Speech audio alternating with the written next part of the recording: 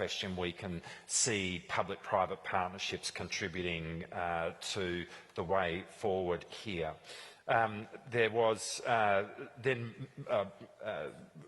we had a question around attribution and the importance of attribution. I think what I would say there is attribution has played a significant role in cyberspace in terms of how we seek to combat cyber threats. Attribution needs to be done carefully. You need to be actually able to attribute, and this is one of the issues which exists, I think, in this emerging area of subsea infrastructure.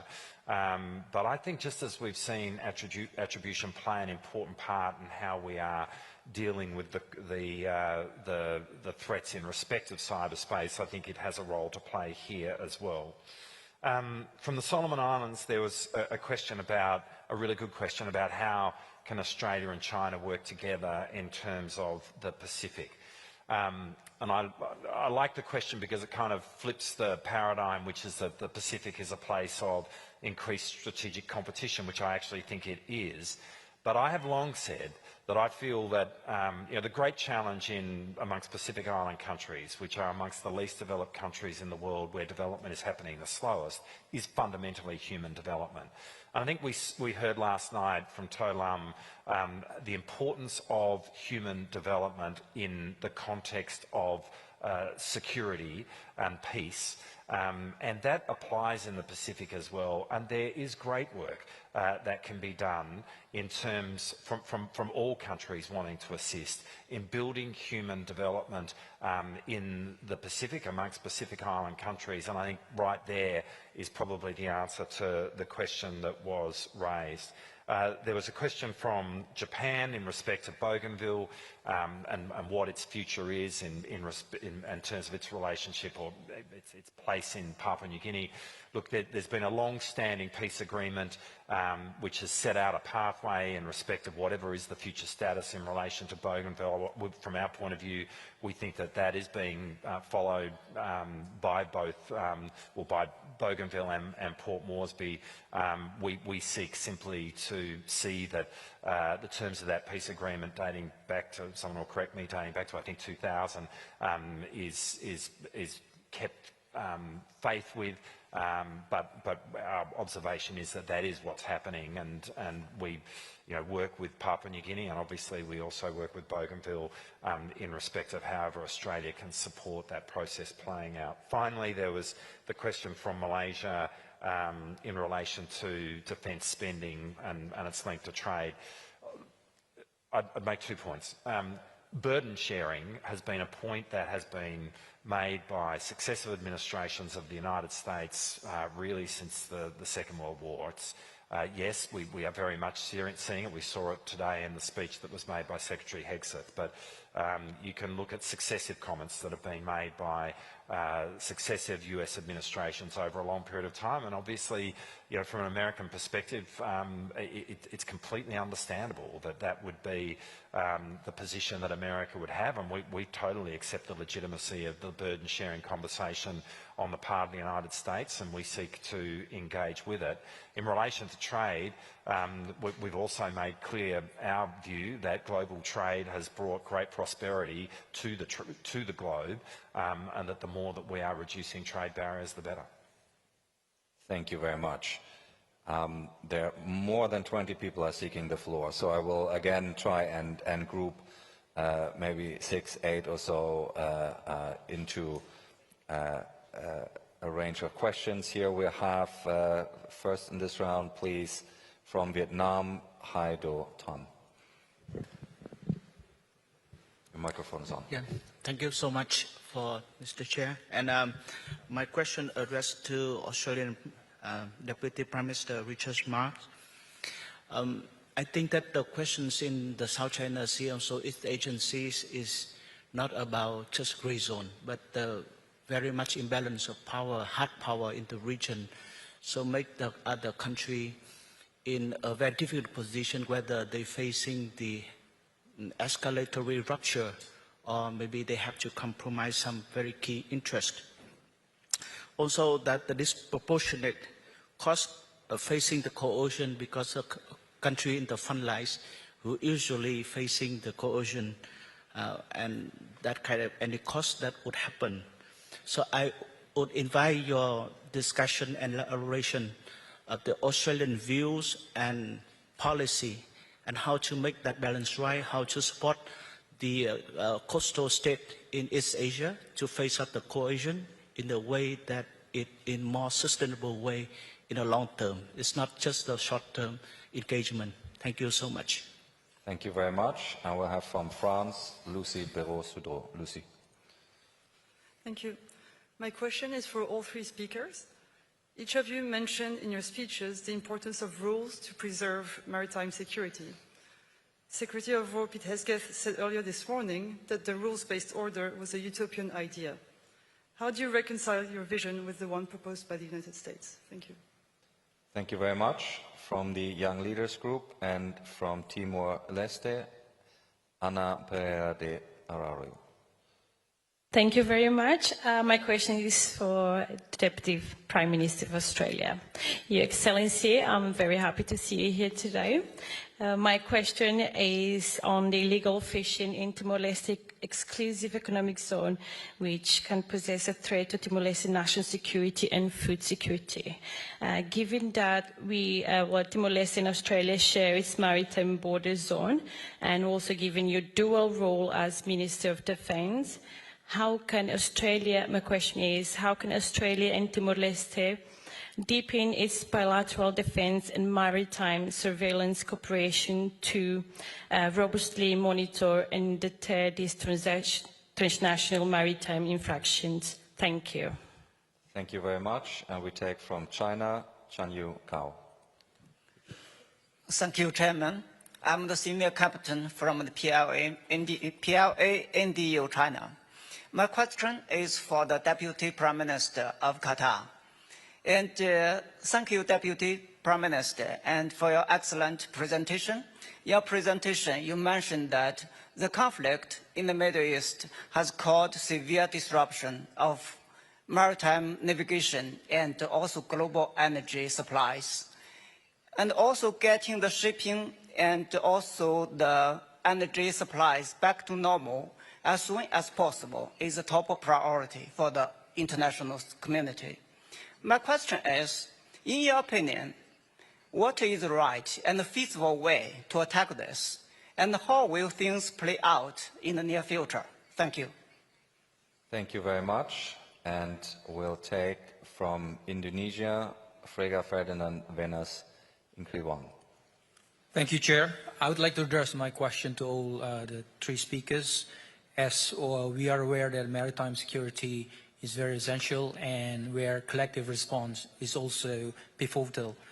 I would like to ask what is actually the most plausible way to synchronize both traditional and non-traditional security approach orientation, because some part of the nation they have different orientation, while at the same time they have to balance between the prosperity and security and also in compliance with their domestic politics, the constitution, and also the gap in resources, technology, and capacity that they have. Thank you.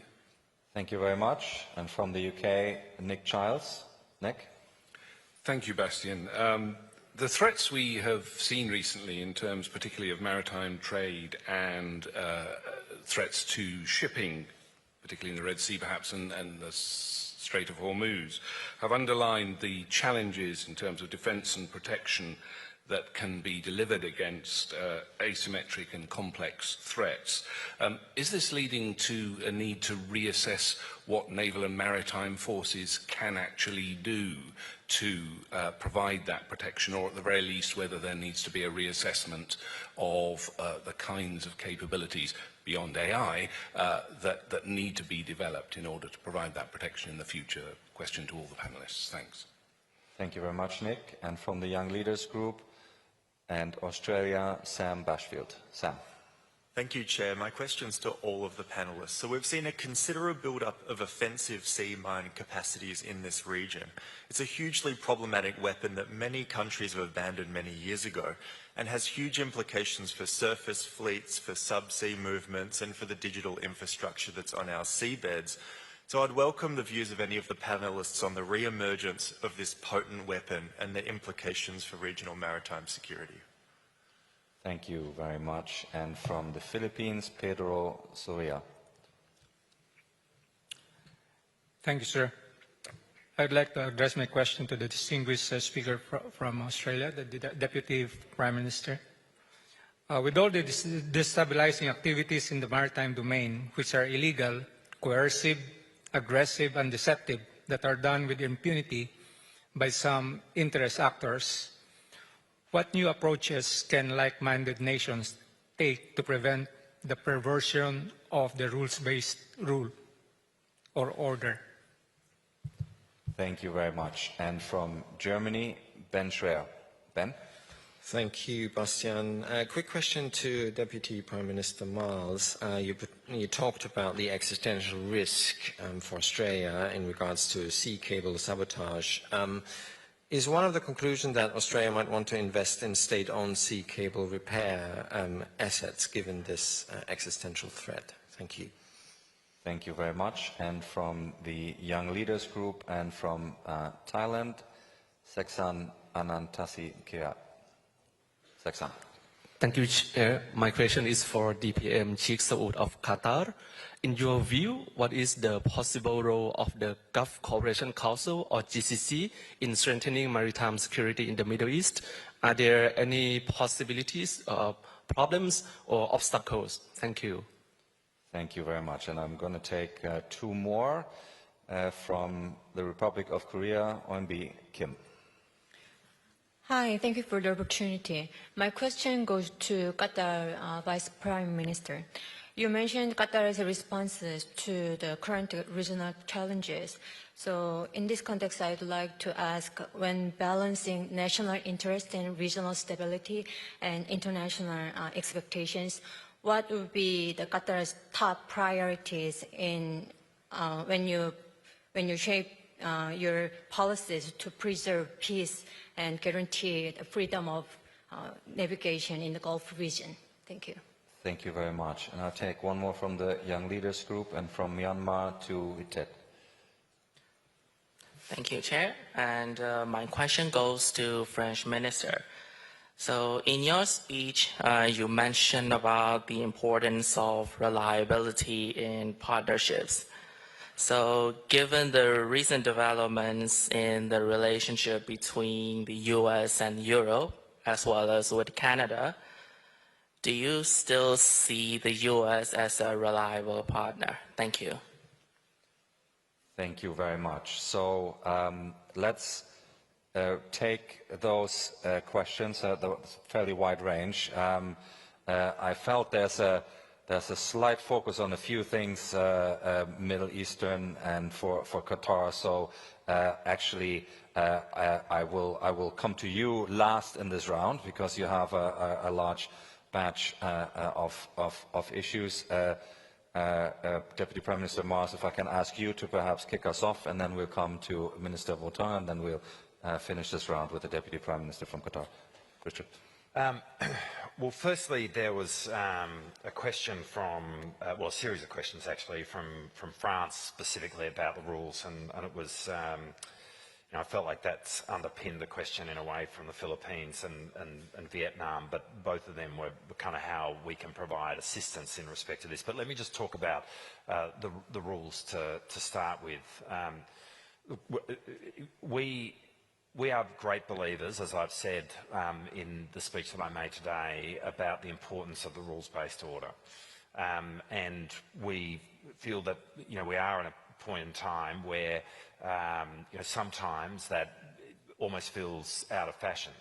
But I've often kind of referred to the fact that if you fly low over the maritime, or the waters between Australia and Indonesia, you can sometimes actually see the maritime boundary because it is marked out by how far south the Indonesian fishing vessels come. And the people on board those fishing vessels are public international lawyers. They're from fishing villages, but they actually understand the international rules-based order and they are living by it. The rules work. We live by them, our neighbours live by them, and they are profoundly important, and they do give smaller countries, as I said, agency. Now, Secretary Hegseth made a point this morning in the Q&A, which I really do agree with, which is where he said that there is effectively a relationship between power and rules, which is completely true. And he said, you know, rules that aren't backed up by power aren't worth the paper they're written on. I agree with that. And so I actually think we are not speaking from different places. It is two sides of the same coin. There does need to be an underpinning power which underwrites the rules. And I understand America's fundamental point, which is that they can't be the underwriter of those rules alone, that the contribution to the power which underpins those rules must be made by all of us. Completely agree with that. Our only point would be, and I actually think this is a point that was shared by Secretary Hegseth this morning, is that in underwriting, in putting in place that power, it really matters that that power comes in combination with rules. And actually, I think in his answer this morning, Secretary Hegseth acknowledged that. The two are related, and this is, I think, where sometimes people, you know, get this wrong. This is not a dichotomy. It's in fact a relationship. You do need power that underpins rules, and you need the rules in place as well. And in a way that then goes to the questions that have been asked by Vietnam and Timor-Leste in their own ways. How can other countries help in the context of the application of rules in their varying spaces, be it the freedom of navigation in the South China Sea or the protection of the fisheries in the shared maritime space between Australia and Timor-Leste? I mean, we very much see that we have a role in respect of both. A large part of what the Royal Australian Navy does today is assert the rules-based order in places like the South China Sea, and we see that that's an important activity that a whole range of nations should undertake. And in respect of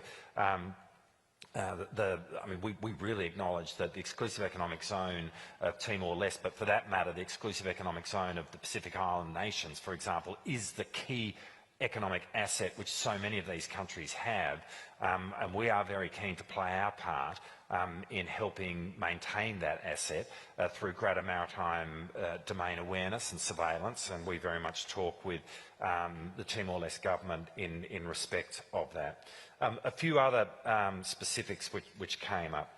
There was a question from Germany about sea cables and whether or not, given the comments I made, we'd be interested in I guess, a state-owned sea cable. For us, it is less about that and more about how we can be developing systems which and norms, I guess, and processes which protect the sea cables that are there. An Australian state-owned sea cable would be as vulnerable to the threats as the sea cables which connect us right now. There was a question from Australia in respect of the application of sea mines. I mean, we do see that as a concern, and I think that is something that all countries need to be looking at in terms of dealing with, well, preventing it from happening, calling for it not to happen, but also dealing with it once it is there. And perhaps the final question that I go to was asked by the UK, which was around asymmetry of maritime assets. I think kind of a reference to perhaps cheaper drones or autonomous systems that might operate in the maritime domain and what that means for more complex, expensive, exquisite capabilities. Look, it's a really good question. I think all of this is reshaping the way in which all of us are thinking about how we build our defence forces. We are definitely, certainly from an Australian point of view, incorporating, it's really the big thing that we did in the National Defence Strategy that we announced a month ago, was to put an emphasis on autonomous systems, drone and counter-drone technology, very much with that asymmetry question in mind. But I would also say that there is still a place for the large, exquisite technological platforms. I don't think it is a case of either or, but I think it is about building a kind of a doctrine which enables both to play the critical roles which we see they do in the overall architecture of the defence forces that we're trying to build. Thank you very much. If I can turn to the Minister from France to pick up on the questions, please. Thank you very much. Maybe I'd like to jump back to what was said when it comes to the importance of rules. And I'd like to list down those rules and go back in time, because some of those rules were born after the Second World War. And we see that in Europe, they led to 50 years of peace. And we talked about the dividends of war. And maybe for the longest time, we didn't look at rules, we didn't look at rearmament. But with this new century, we have new conflicts, new wars, and this all started back in 2022 in Europe. So I would never say that rules are obsolete. But what we see, though, is that the geostrategic situation is changing. New technologies are questioning the change and the evolution of some rules. We talked about seabeds, we talked about underwater cables, and my Australian colleague just said it. As of today, within this domain, we don't have that many rules. So there are domains where we will need to go further. So the rules are not outdated, we just need to update them. Now, we talked about the place of the Navy. The Navy is still a key, and it keeps on evolving. And there's a key example, drug trafficking. Drug trafficking is today a key issue, and the Navy today, as of today, can support, accompany the territories, their surveillance capabilities, and France made this choice, and we decided to invest in the new aircraft carrier. It shows that we believe in our Navy, but it also comes down to our understanding of the situation. One aircraft carrier, aircrafts, and submarines. It's the whole ensemble that helps us have a very important presence.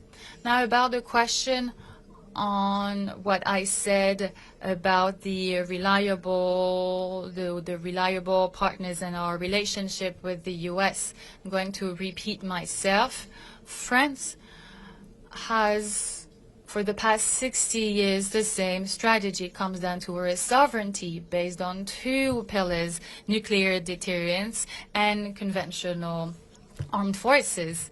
On top of that, we decided to keep on investing in our defense, and we doubled our defense budget in over 10 years. Next week, we will be commemorating D-Day. The US and France have more than 250 years of history. We have strong bonds, and it shows also that defense agreements don't always have to do with the US. We have defense agreements with the Emirates, with Qatar, with many other actors in the Middle East. 3 months ago, they were attacked. They helped us. They called us to help them, to be there to defend them in a defensive approach, and we answered the call. We signed an agreement. It's a reliable agreement. France answers the call, and France is present when needed. Thank you very much, Minister. Deputy Prime Minister, over to you. Thank you. I will start with a question from China. What is the solution, and what is the sustainable solution? We look always to understanding first the problem, and then to look what will be the sustainable solution, especially for the Strait of Hormuz. Because the Strait of Hormuz is like you are choking the neck of the world. When you hold the Strait of Hormuz closed, then you are having trouble everywhere. So what we did a collective approach with all the GCC. We did also a collective approach with our partner in the region. But the main thing also, we need to sit and to discuss that in a very open discussion with Iran, because Iran is also a partner, and a neighbor that will always have a role in the Strait of Hormuz. So we need to understand what is the vision, or what is the understanding of all the problems that Iran think about for the Strait of Hormuz, in order to find a sustainable solution, because we think that a military solution will not be always a solution. And from there, all these should be under the role of the United Nations. And then after that, I think we will find a sustainable solution that will continue. In addition of building our capabilities in the region, building the capabilities for the maritime, I think there was also a question from the UK regarding what the naval or what the Navy should do in the future. I think very important to involve the unmanned boats, the drones, the anti-drones, and not only having the capability of the assets, but also involving this within your training, your personnel, which is very important to understand the new technology and the new threats that are coming, which is based on the drones and the capability to do the anti-drones. About 1 year ago, in Qatar, we did a defensive review, and we based this into the 3 pillars. One of them was drone and anti-drone capability to build our military. The second was the air defense in terms of ballistic missiles and the anti-ballistic missiles. And the third pillar in our defense review was the cybersecurity and how to counter, also measure the cybersecurity. I think what we have seen in the last 10 years, this is the major threat, and this can apply if it is in the air defense or will be in the land force or will be in the Navy.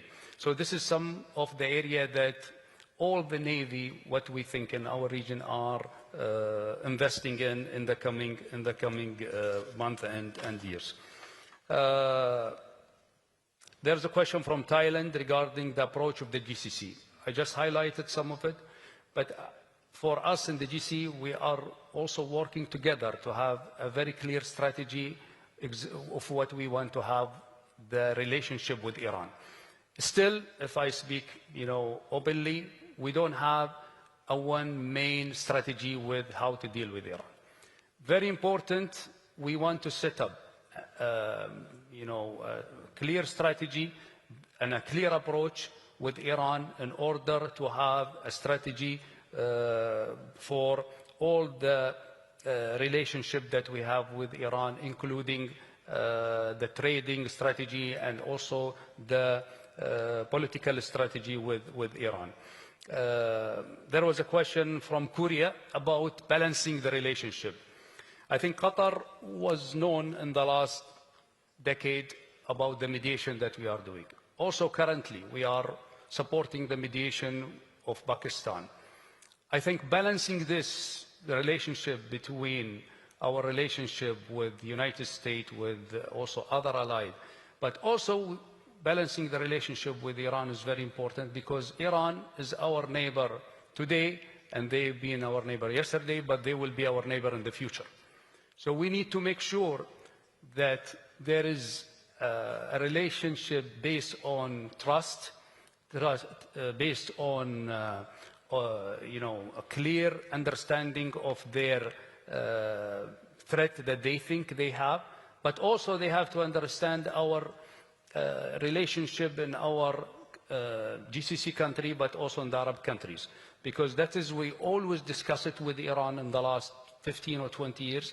And I think the confidence that we have built with the United States and also with other allies that give us these trust to take this mediation forward, which we hope it will come into a result that we will have a sustainable solution for our region. Thank you. Thank you very much. Marvelous. That brings our session to a close. The ministers have a ministerial engagement, a roundtable and a lunch, and everybody else has also now a lunch break. So let me invite you to thank our fantastic speakers for grappling with this complex theme. Thank you very much, and enjoy your lunch break. And if I can ask you to be back in here at 2:45 for the special address this afternoon, that'd be very helpful. Thank you very much.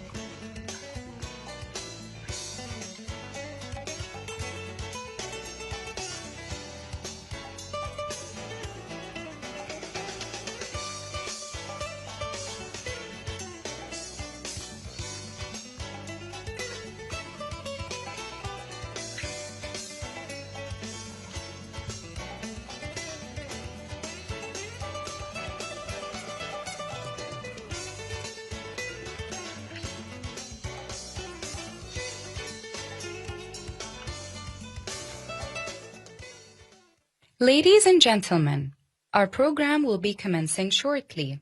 We invite you now to take your seats in the ballroom and switch your communication devices to the silent mode. Thank you.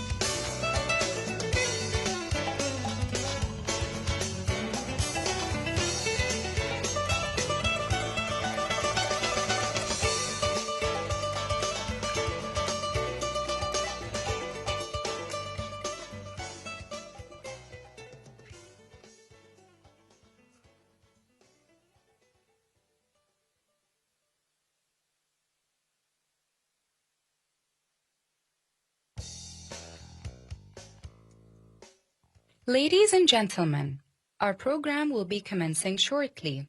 We invite you now to take your seats in the ballroom and switch your communication devices to the silent mode.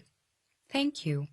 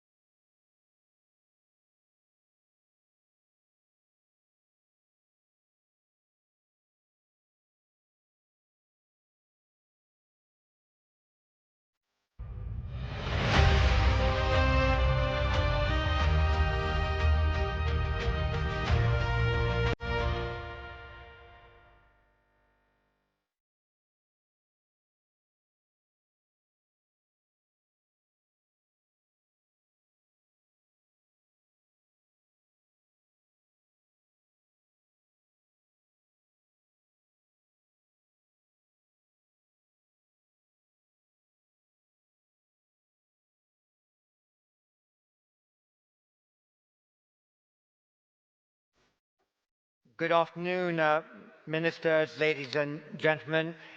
This year's Shangri-La Dialogue, like many preceding Shangri-La Dialogues, has provided the opportunity for a new variety of minilateral consultations. Different groups are forming who bring specific capabilities to bear on preventing war and confronting strategic challenges. Conflict resolution has always been at the core of the Shangri-La Dialogue. The very first Shangri-La Dialogue was held here in this room in May 2002, when India and Pakistan were on the brink of a nuclear confrontation, and various friendly ministers from around the world had independent conversations with the then Minister of Defense of India, George Fernandez, a famous trade unionist who was moved to tears on stage by the concerns that were held then about their nuclear postures, and the chairman of the Joint Chiefs of Staff Committee of Pakistan and others were involved. And by the end of that Shangri-La Dialogue, it gave every appearance that those countries stepped back from the brink. And a quarter of a century later, at this year's Shangri-La Dialogue, we were honoured by the keynote address of President To Lam. And I'd like to just quote, to remind you all, some of the points he made. He said, "Many crises erupt not simply because of conflicting interests, but because the parties concerned lack trusted channels for communication, lack space for de-escalation, and lack mechanisms capable of steering confrontation back to dialogue. The Asia-Pacific must therefore treat preventive diplomacy as a strategic capability, not merely as an improvised response after crises have already erupted. We need more diverse channels of consultation, more agile mediation mechanisms, incident contact mechanisms, quasi-formal exchange platforms. The objective is to create credible diplomatic off-ramps before parties become drawn into spirals of escalation that heighten the risk of conflict." And this morning, in the question and answer session with Secretary of War Peter Hegseth, he made the point that in the U.S. relations with China, it was important to have military-to-military cooperation, but not just at the ministerial level, but consultations at the operator level in order to avoid those misunderstandings. And against the background of that experience from the first SLD to the current SLD, and the interest of our keynote speaker on Friday night to talk about different forms of conflict mediation, it's an honor that we have today to deliver a special address and then have a conversation with me and the audience, President Ramos Horta of Timor-Leste, who almost exactly 30 years ago won the Nobel Peace Prize, and we've asked him to provide his thoughts on conflict resolution in this special address, especially given his own background in having conducted successful mediation between parties in conflict. President, the special address podium is there, and we invite you to address us this afternoon. Thank you, sir.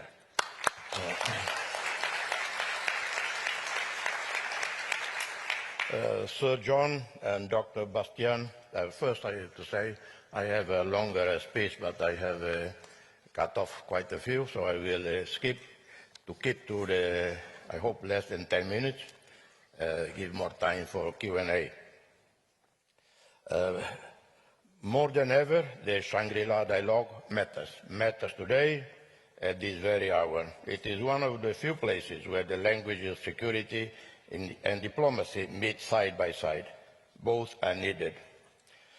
Let me start a few words on what we all know. Our main international security architecture, the United Nations Security Council, it is moribund, sclerotic, irrelevant. It is a sad mirror of the state of the world today. And I'm not even sure that the expansion, as it has been, of the Security Council membership, both permanent and non-permanent, in itself, and Elimination of the veto power in itself would render it to be effective, credible guardian of international security. I think it will require much more than that. We all routinely speak of preserving the rules-based order, but rules do not survive because they are printed in charters. They survive because the states choose restraint, consistency, choose dialogue to resolve grievances. Sustained security cannot come from the barrel of a gun, from coercion and fear. When these failures expose the most vulnerable to further harm, it undermines the laws and institutions we have all created over the decades to prevent wars and resolve them when they happen. Governments have a duty to protect their country's sovereignty, territorial integrity. But above all, governments have the sacred responsibility to protect its own people, their physical being, and their right to live in freedom and dignity. Our independence, my country's independence, was built through years of patient, practical diplomacy, played by many different people, by ourselves, by dedicated people from the United Nations, and by the Indonesian side, that gradually turned old wounds into new bonds. We never demonized the other side. We did not disrespect their faith. We were set free when Indonesians themselves freed themselves in 1998 and 1991, and they embarked on a promising process of reform and democracy. Today, there are no two countries that are have closer relations than Timor-Leste and Indonesia, a model of reconciliation and partnership. We show that history need not imprison our hearts and minds. History must not imprison nations. Wise leadership and dialogue can turn conflict into coexistence into friendship and trust. ASEAN is a good example. It was not born in a tranquil epoch. We all remember.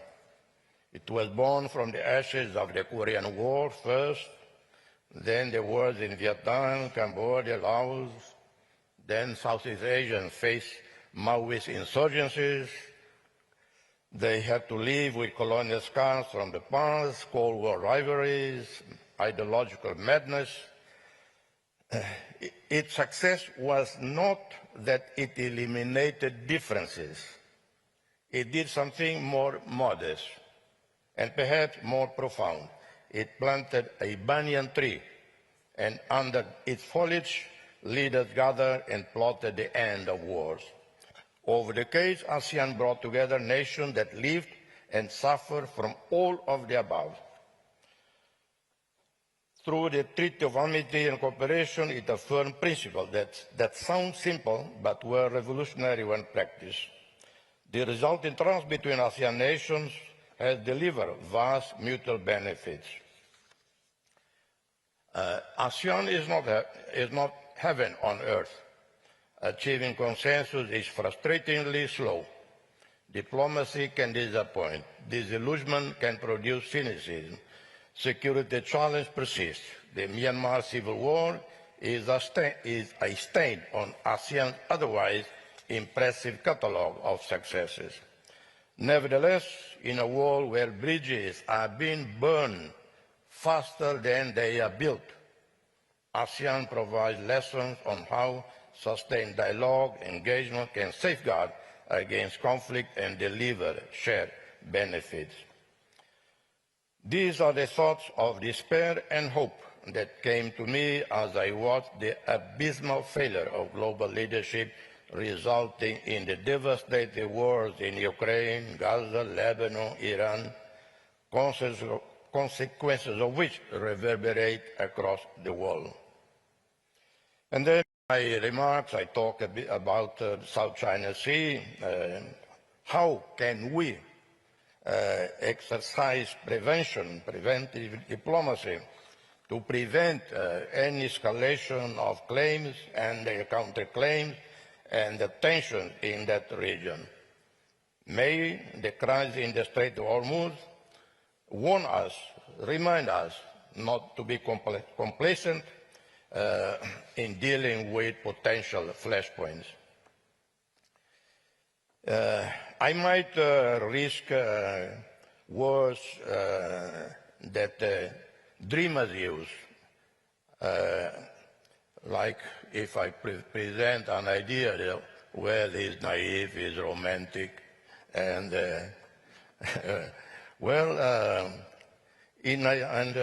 I would think that everyone surrounding South China Sea, everyone is interested in preserving this peace and stability.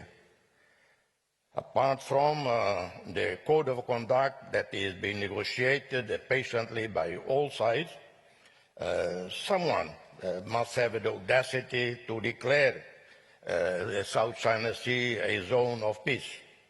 Not necessarily that everyone has to abandon their legitimate historical legal claims, but do not allow these claims to freeze initiatives that would, in fact, gain for everybody more confidence and then lessen tensions.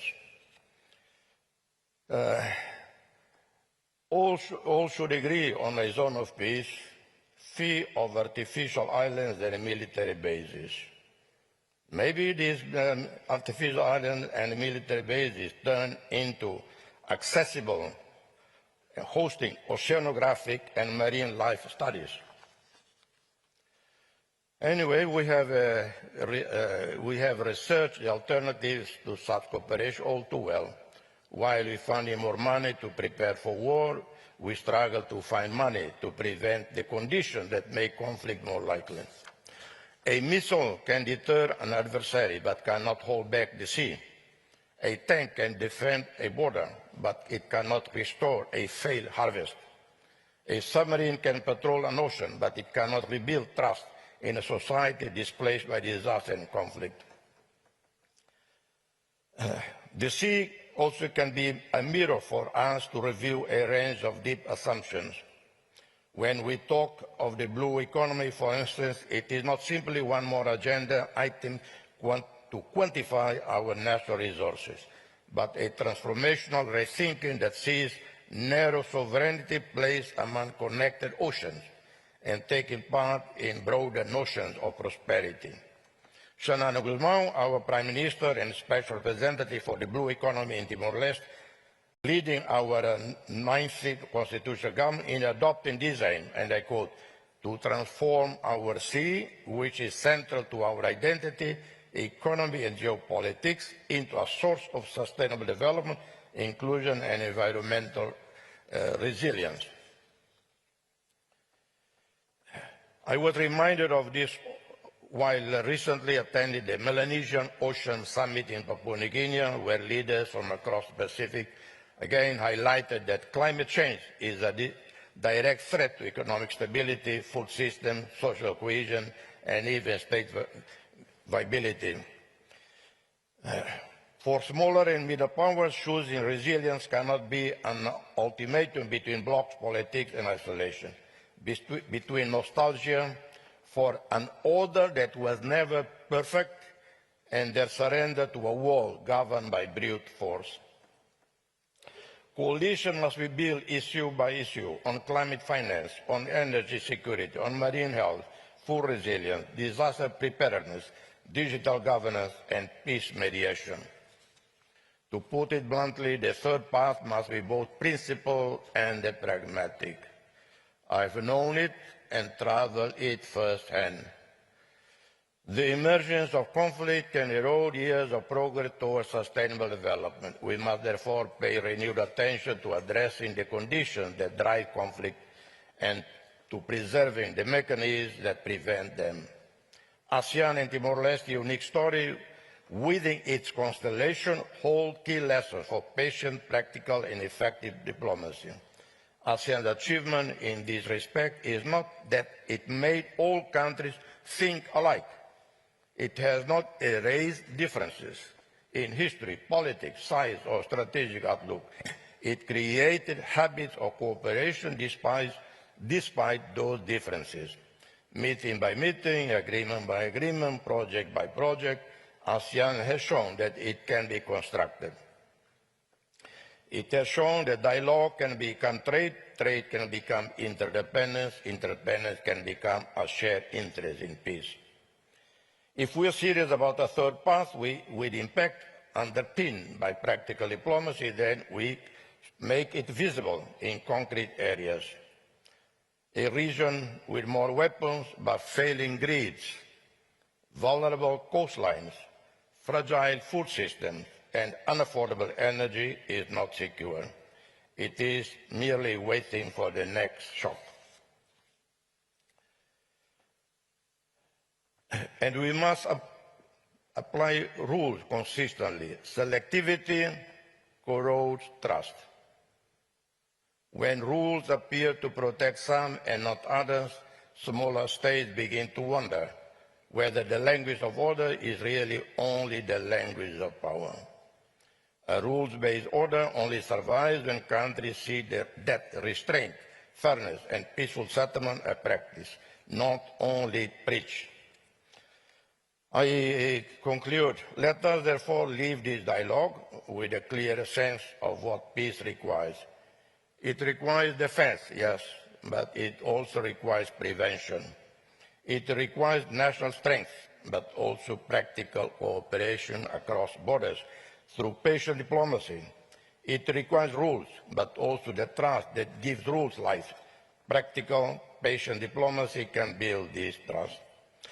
Let us be committed to maintain security, but devoted to building the condition for a zone of peace in South China Sea, for all Southeast Asia, for all of Asia, for the world.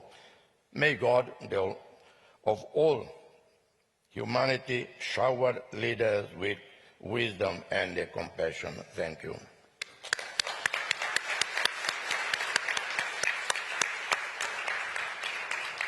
Thank you very much, Mr. President. I think we were all moved by your thought that history should not imprison our minds and your argument that managing climate change is actually an act in preventive diplomacy. Just to begin, I'd like to ask you a question related to current events. We see all this tension in the Middle East, and there is almost a rotation of prospective mediators. We've had Field Marshal Munir of Pakistan, we've had Prime Minister Mohammed Al Thani of Qatar in an earlier stage, Saeed Badr Abu Saidi of Oman, there have been others involved. What is your view on the right mix between regional mediators and mediators that come from outside the region, and how can trust be built in these circumstances? Yeah. What is your best practice advice? Yeah, when I watch from afar, and the flow of mediators dealing with Middle East situation, it looked like a stampede.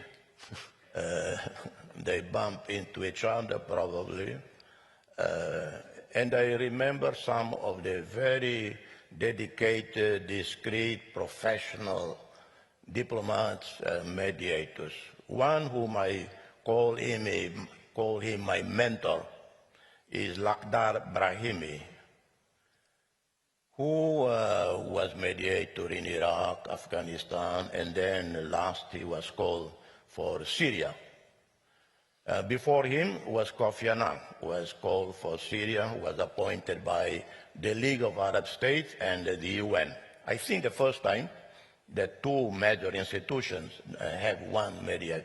But Kofi Annan did not survive 3 months. He gave up.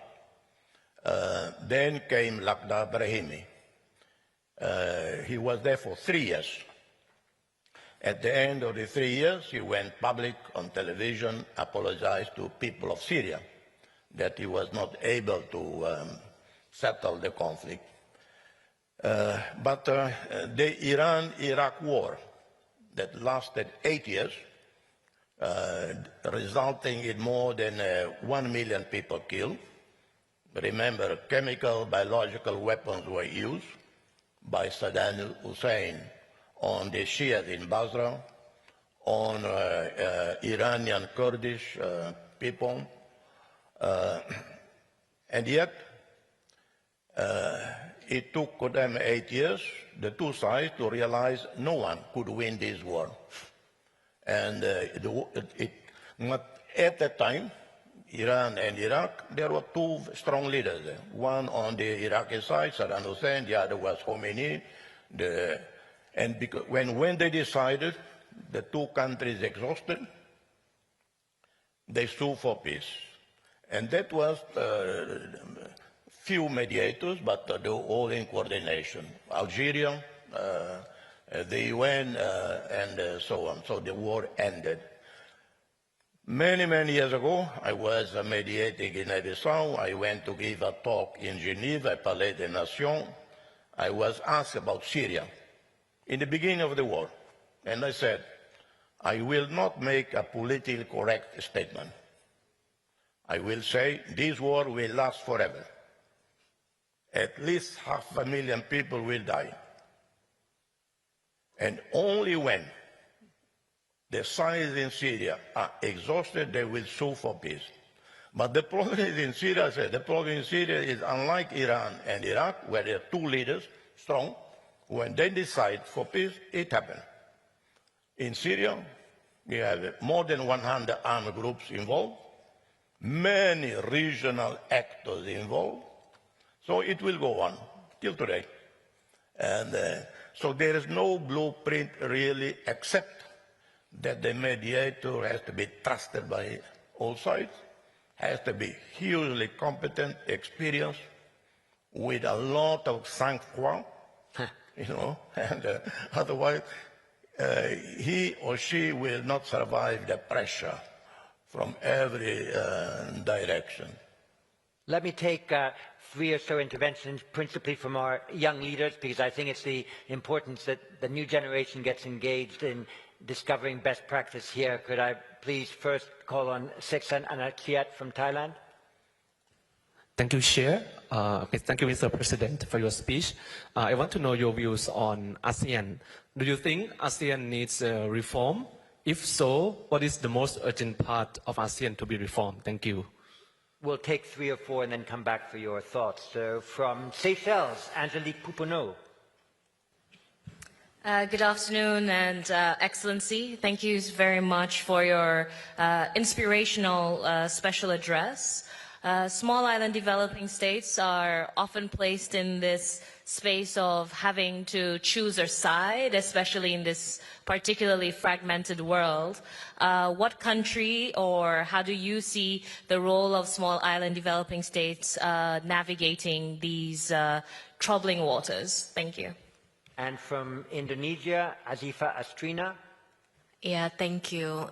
I also have a question about ASEAN, and as we all know, ASEAN has historically been effective in de-escalation, but less effective in enforcement. So in the context of intensifying maritime competition, do you think ASEAN needs a stronger institutional mechanism for maritime governance, or would that risk undermining the flexibility that has been sustained in regional stability? Thank you. And from Myanmar, Kin Kwa Ki. Thank you, Mr. President. My question is, what do you think of ASEAN 5-point consensus on Myanmar, and how can ASEAN do better on Myanmar issue? Thank you. So, Mr. President, essentially 3 groups of questions. How should ASEAN be reformed to be better in conflict resolution? How can small island states contribute to an effective strategy of cooperation? And how can we more imaginatively address the Myanmar problem? Over to you, sir. Well, we just became a member of ASEAN a few months ago. I don't want to be with many ASEAN member states here. I don't want to say anything about reform, and they will, at least privately, politely, they will say, what do you know about ASEAN? Well, I actually know a lot. And I first went to Indonesia in June 1974.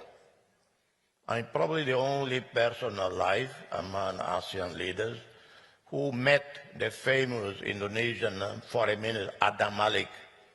I was 24 years old. I traveled in Jakarta in scooter and a becak. I don't know if you know about becak. It's a tricycle, a poor man in the back paddling. And a few times I turned around to look at the poor man. I felt sorry for him. But at the same time, I wouldn't want him to dump me in the middle of Jakarta. So I know ASEAN since then. No, as I mentioned in my remark, extraordinary development.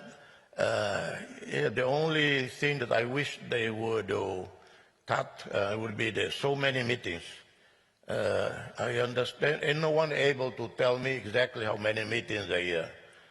I understand 1,300 meetings a year. And our officials, they love traveling. But by now, I think they are tired of it. And the same happened with the European Union. 27 countries. To reach a decision, it takes forever. And many in Europe lose patience with all these meetings. Well, the same in ASEAN, but this is the cost of multilateralism. Everybody has to feel consulted, to feel heard, everybody has to own initiative. So I don't think there is much more you can do or accelerate in the reform. Navigate smaller states, navigating a fragmented world. I think in general, smaller states have been doing pretty well. I just remember many, many years ago, maybe 30 years ago, in Geneva, I was a non-entity. And there was another non-entity, a young Somali diplomat. His country was totally bankrupted.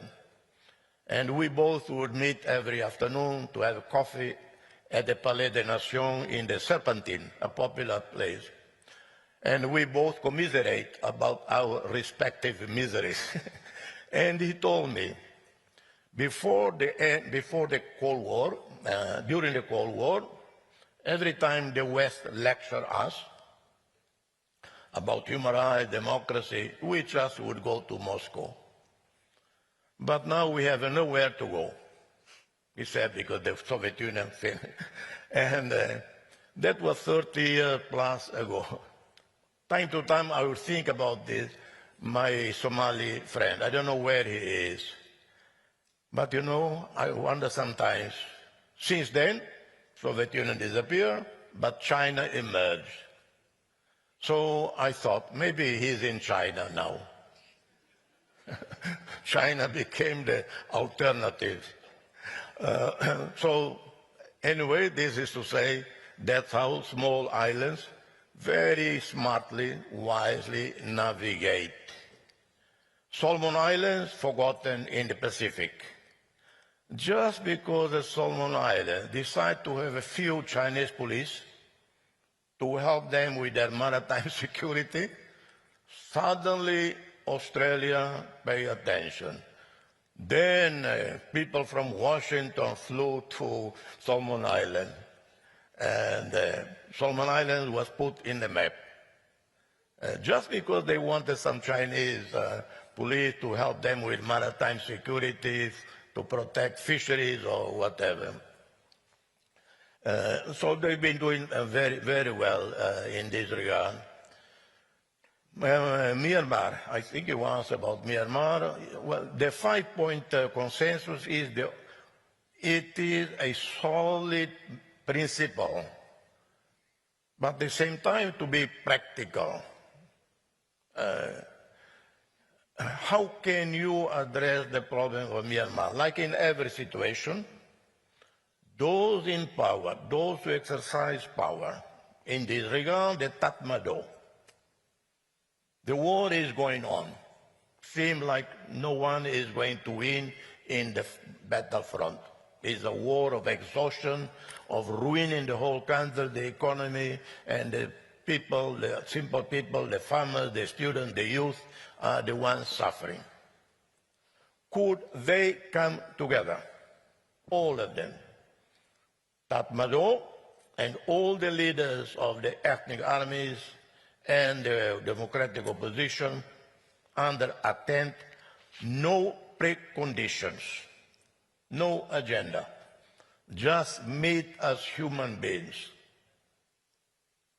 Then there might be a climate, then they start substantive conversation on how to improve the humanitarian situation, to allow unrestricted access by humanitarian agencies.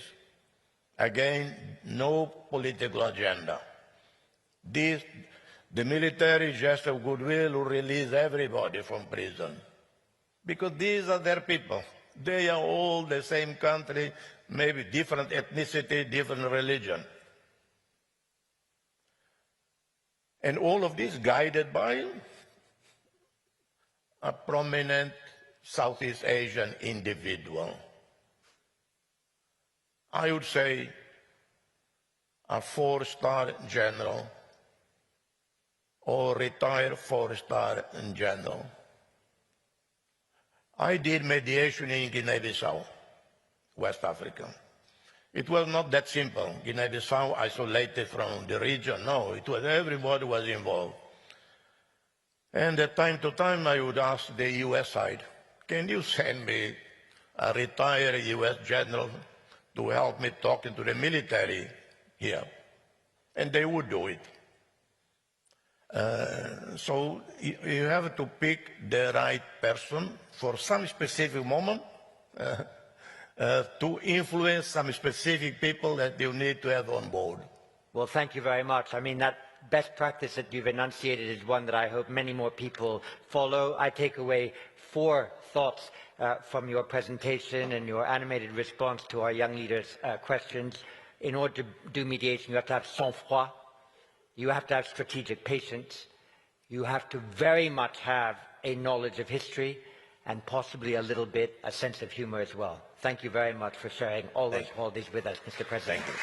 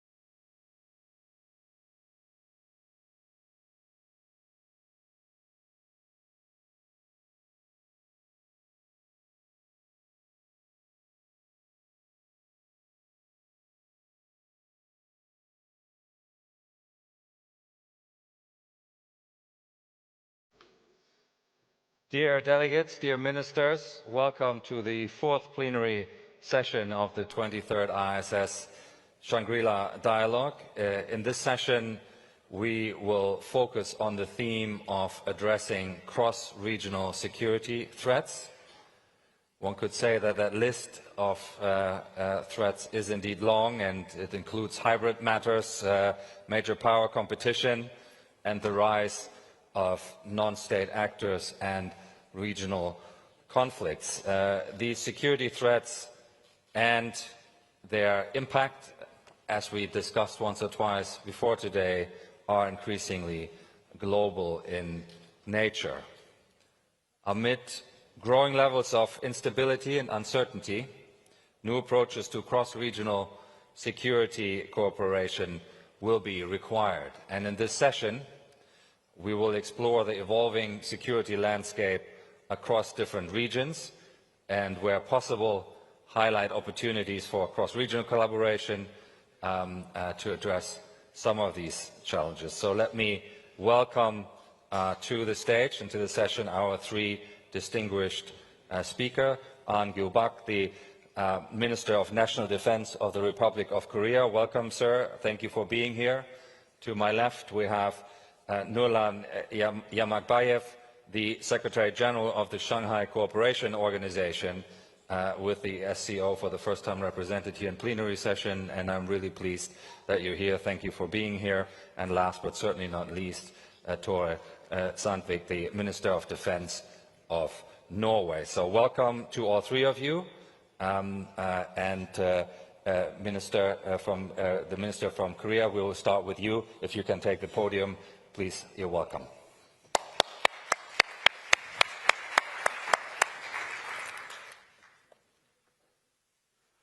네, 여러분 반갑습니다. Good morning. I'm An Gil-bak, the Minister of National Defense of the Republic of Korea. First, it is a pleasure to be at the Shangri-La Dialogue, a security forum of great history and tradition, with various military experts from around the world. I would also like to extend my special thanks to the Singaporean government officials present today, including the Minister of Defense, Chang Chung-sin. Now, in its 23rd edition, the Shangri-La Dialogue has served as a platform of international security cooperation where defense leaders, military commanders, and security experts have brought global security issues to the fore and explored solutions extending well beyond the Asia-Pacific region. I believe this year's Shangri-La Dialogue, convened amid a grave security environment, is an occasion of great importance for our collective peace and security. I consider it a privilege to present this distinguished audience the Republic of Korea's defense policy against the recent security threats we face. We are now confronting an era of fragmentation in which the age of universal peace that continued after the Cold War is drawing to the close, and geopolitical conflicts have become a permanent feature of the landscape. The tensions in the South China Sea and the war in Ukraine continue to prolong, while strategic competition among major powers continues to intensify. The situation in the Middle East is also shifting by the day. The Strait of Hormuz, once a corridor of free navigation, has blockaded, and even civilian vessels are no longer exempt from the attack. Amid this security instability, the international community, which once championed solidarity and coexistence, is now embracing a new current of nation-first policies. The battlefield we are facing is also transforming at a rapid pace into one of invisible warfare and unmanned battlefields. With the full-scale military application of artificial intelligence, AI is now partaking in the decision-making process of war, and as the deployment of drones and robots threats become commonplace, a new paradigm of emotionalist warfare is emerging. Furthermore, in recent conflicts, the growing prevalence of cyber and electronic warfare is blurring geopolitical boundaries. As the battlefield expands into the domains of space and cyberspace, the necessity for multi-domain operations is also significantly increasing. The Republic of Korea is also acutely experiencing the deepening security threats stemming from the shifting international landscape and the changing paradigm of warfare. North Korea is escalating tensions on the Korean Peninsula by solidifying its narrative of two hostile states and designating the Republic of Korea as its hostile state, all while continuously advancing its nuclear and missile capabilities. In addition, in a dangerous quid pro quo for its backing in Ukraine, North Korea is securing advanced Russian technology to overhaul its conventional military, an alarming development that is presenting new security challenges for the Korean Peninsula. Moreover, North Korean troops deployed to the conflicts are strengthening their modern warfare capabilities by accumulating real-world combat experience in drone operations, electronic warfare, and cyber warfare. The battlefields of Europe are now contributing to North Korea's military buildup, while advancement of Pyongyang's nuclear missile capability is triggering security and stability across the Indo-Pacific region. As the mutual interlinked structure between the Korean Peninsula and global security takes shape, the situation on the Korean Peninsula is functioning as a major variable in global security in every sense of the term. Distinguished guest, given the deepening uncertainty in the international security environment and the paradigm shift of the battlefield today, we can no longer guarantee the peace and stability through the methods of the past. In this recognition, the Republic of Korea is pursuing three strategic directions. First, the Republic of Korea will concurrently advance efforts to strengthen both the ROK-US alliance and our self-reliant national defense. While maintaining a robust ROK-US combined defense posture, our military is actively deriving the enhancement of independent capabilities necessary for ROK-led defense of the Korean Peninsula. We will further advance the Korean three-axis system to counter North Korean nuclear and missile threats and continue to deepen and develop extended deterrence cooperation with the United States. In addition, to respond to the new paradigm of the battlefield, we will foster a smart and strong military centered on AI-based detect and struct system, unmanned and manned teaming, and counter-drone defense system. Furthermore, we intend to continuously expand our cyber and space capabilities, which will be the core domains of future warfare. Through these self-reliance efforts based on cutting-edge technologies, the Republic of Korea aims to play a more leading role in the defense of the Korean Peninsula. Second, the Republic of Korea is strengthening solidarity with the international community through multidimensional security cooperation.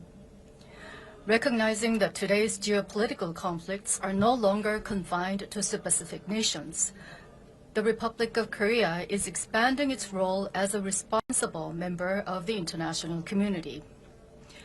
Regarding the recent threats faced in the Strait of Hormuz, our government considers the guarantee of freedom of navigation based on international law across major sea lines of communication to be of paramount importance.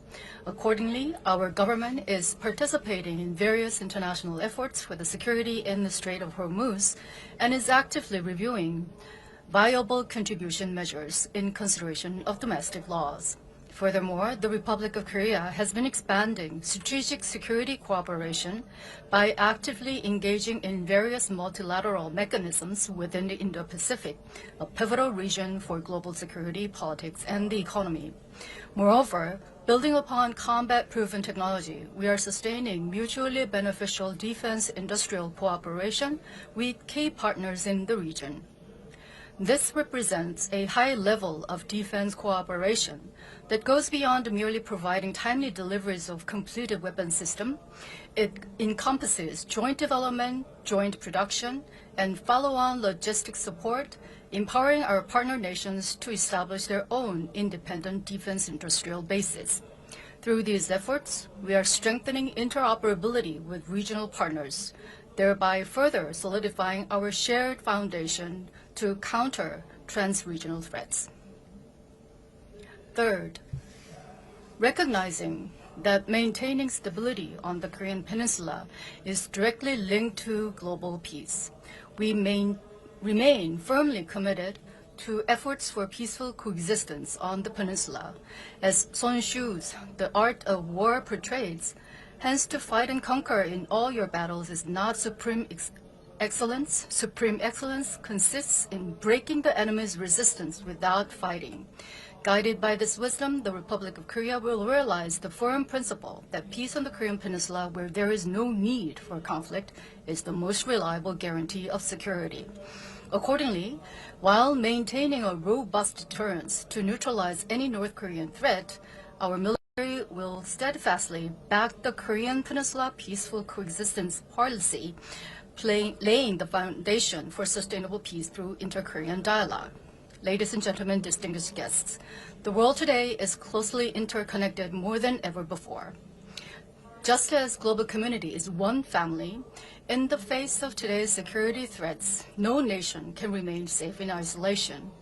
In such a security environment, prepared deterrence forges peace, interconnected solidarity thwarts threats. As a responsible member of the international community, the Republic of Korea will work together with our partners to realize humanity's shared goal of peace and stability through crisis management on the Korean Peninsula, as well as regional cooperation and solidarity. I look forward to continuing our discussion on concrete and constructive measures with all of you at the Seoul Defense Dialogue this coming September. Thank you for your attention.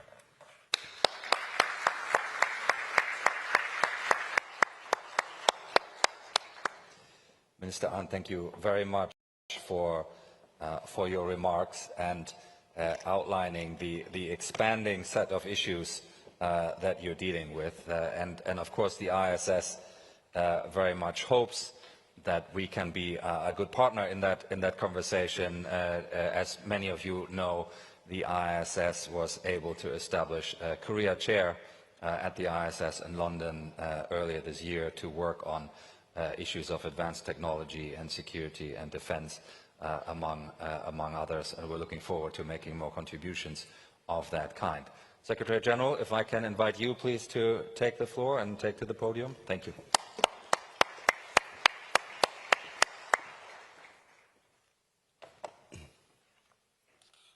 Thank you, Mr. Chair, Dr. Figurik, ladies and gentlemen. I wish to thank the International Institute for Strategic Studies for invitation extended to me to represent the Shanghai Cooperation Organization, or SCO, in this year's Shangri-La Dialogue. It is a good opportunity for us to share some views of our member states on the current international situation and on the SCO as an organization in general. I agree with today's statements that the modern world is undergoing a period of deep transformation. Geopolitical tensions are rising, conflicts are multiplying, and the nature of conflicts is changing. And the United Nations Charter is being systematically violated. We witness a serious crisis of trust in international scale, accompanied by a weakening of global governance institutions, attempts to diminish the role of the United Nations. Along with this, Global South countries emphasize the need to create alternative forms of interaction. In these conditions, the role of regional organizations continues to steadily increase, with a greater responsibility falling on their shoulders for the affairs in their regions. The SCO's task as the largest trans-regional organization is to adapt to changing world and to contribute to peace and development of its member states. While some choose to pursue security through exclusive multilateral arrangements, the SCO remains committed to a more representative, democratic and multipolar world order based on the central coordinating role of the UN. The SCO is now a comprehensive trans-regional organization representing 10 member states, covering 25% of world landmass, almost half of the world's population, and almost a quarter of the world's GDP. SCO is not a military bloc. It is clearly stated in our charter and foundational declarations, and moreover, the SCO is not directed against any state or international organization. We do not maintain collective security principles, nor do we seek to ensure our own security at the expense of others. The SCO's activities are based on the principle of mutual respect for sovereignty, independence, territorial integrity of states, and inviolability of state borders, non-interference in internal affairs, non-use or threat of use of force in international relations. All these principles, including equality, solving all the issues through consultations, respect for cultural diversity, are enshrined in Shanghai Spirit, so-called Code of Principles. And we follow a unique model where there is no dominance of any single party and no elements of pressure. Every decision is reached through consensus only. This model rejects the bloc-based mentality, advocating for the peaceful resolution of disputes. And bilateral relations between our member countries, as well as their relations with the third countries, are not brought to the official meetings of the SCO. Dear colleagues, in SCO we understand security comprehensively. Starting from the very foundation of the SCO, we have always prioritized our joint efforts to counter the three forces of evil, as we call them. It is terrorism, separatism, and extremism. At the first summit in 2001, we adopted Shanghai Convention on combating terrorism, separatism, and extremism. And in this sphere, SCO countries exchange information between competent authorities through the specialized SCO regional anti-terrorist structure and conduct regular exercises and operations. The SCO Joint Anti-Terrorist Exercise Peaceful Mission have been regularly held in SCO member states since 2003. Our member states also initiate other activities in this sphere. As an example, Sahand Anti-Terror 2025 anti-terrorist exercise took place in December 2025 in Iran. Such exercises contribute to the development of practical skills in conducting military operations against terrorist groups. We pay special attention to strengthening security of state borders and countering cross-border threats. The SCO has also achieved significant success on anti-drug track.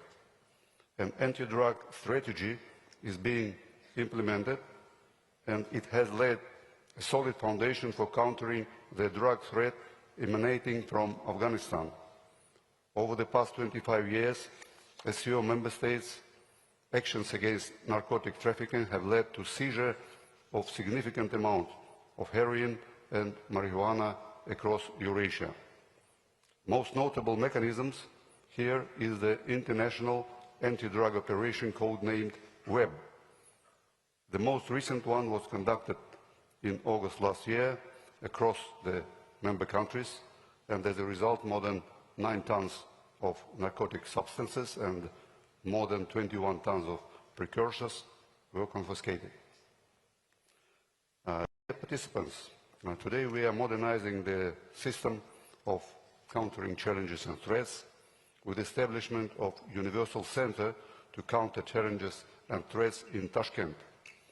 Furthermore, we are institutionalizing our response to transnational threats through new specialized hubs, Anti-Drug Center in Dushanbe and Center to Combat Transnational Organized Crime in Bishkek, and Center for International Information Security. We are consistently expanding dialogue on defense cooperation.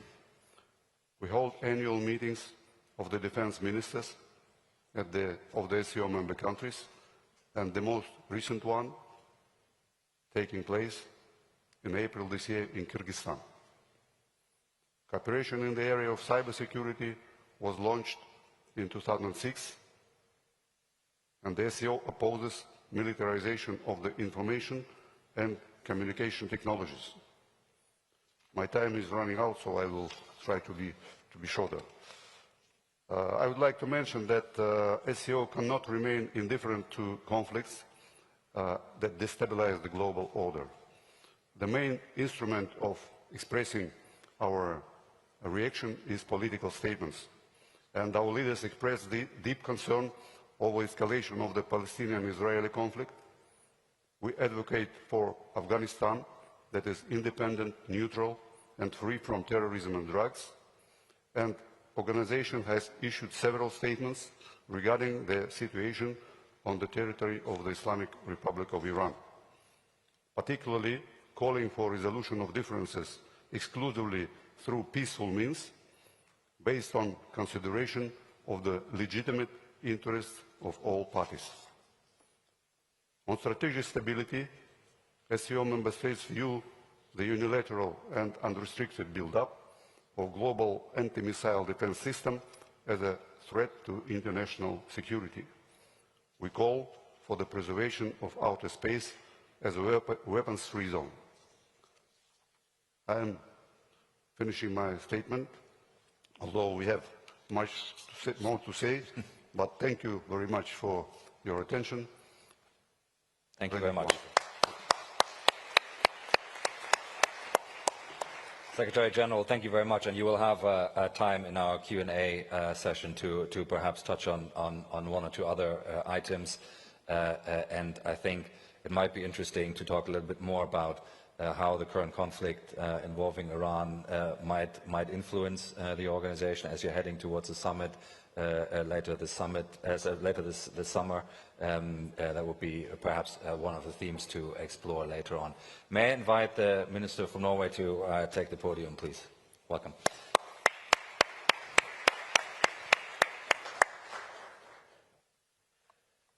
Ladies and gentlemen, distinguished delegates, it is an honor to address this esteemed gathering.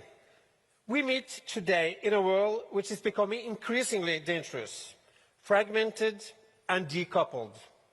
However, I would argue that the world is at the same time growing increasingly interconnected.